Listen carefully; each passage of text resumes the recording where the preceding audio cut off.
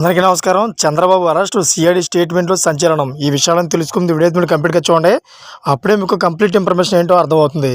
అదేవిధంగా చాలామంది వీడియో చూస్తున్నారు కానీ సబ్స్క్రైబ్ చేసుకోవడం మాత్రం మర్చిపోతున్నారు. దయచేసి సబ్స్క్రైబ్ చేసుకోండి. సబ్స్క్రైబ్ చేసుకోవడం వల్ల నేను చేసే ప్రతి ఒక్క అప్డేట్ మీరు ముందుగానే పొందగలుగుతారు. అదేవిధంగా చాలామంది లైక్ చేయడం మర్చిపోతున్నారు. దయచేసి లైక్ చేయండి. లైక్ చేయడం వల్ల ఇన్ఫర్మేషన్ మనం చాలామంది రీచ్ చేసిన వాళ్ళు అవుతాం. ఇంకా లేట్ చేయకుండా వీడియోలోకి వెళ్ళిపోదాం. ఫ్రెండ్స్, చంద్రబాబు అరెస్టుకు తాను సిఐడికి ఇచ్చిన స్టేట్మెంట్లో ప్రాతిపదికంటూ ఈ విభాగం అధికారులు చెప్పడాన్ని విశ్రాంతి ఐఏఎస్ అధికారి పివి రమేష్ గతంలో ఖండించారు. మెజిస్ట్రేట్ ముందు పోలీసులకు తాను ఇచ్చిన స్టేట్మెంట్లు ఆధారంగానే చంద్రబాబును అరెస్ట్ చేశామని వారు చేసిన ప్రకటన తనకు ఆందోళన, దిగ్భ్రాంతి కలిగించినట్లు అప్పట్లో ఓ ఇంటర్వ్యూలో స్పష్టం చేశారు.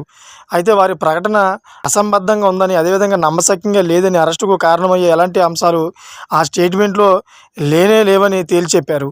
నేను నాటి ఆర్థిక శాఖ కార్యదర్శి సునీత రాసిన నోటింగ్స్ను వేరే విధంగా వర్గీకరించారు. కేబినెట్ ఆమోదం మేరకే సిల్క్ డెవలప్మెంట్ కార్పొరేషన్ ఏర్పాటైంది.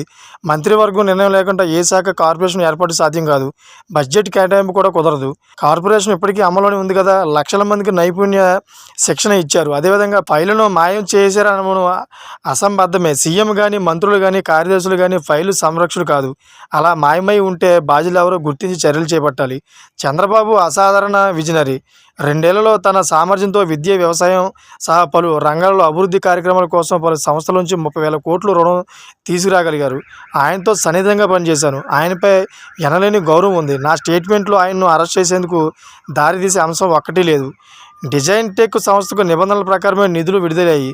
ఇందులో అవకతవకలకు ఆస్కారమే లేదు. అయితే నేను రాసిన నోటు ఫైలుకు చట్టబద్ధతే లేదు. అది చిత్త పుస్తకం లాంటిది. దాని ఆధారంగా అరెస్టు చేశానడం హాస్యాస్పదం.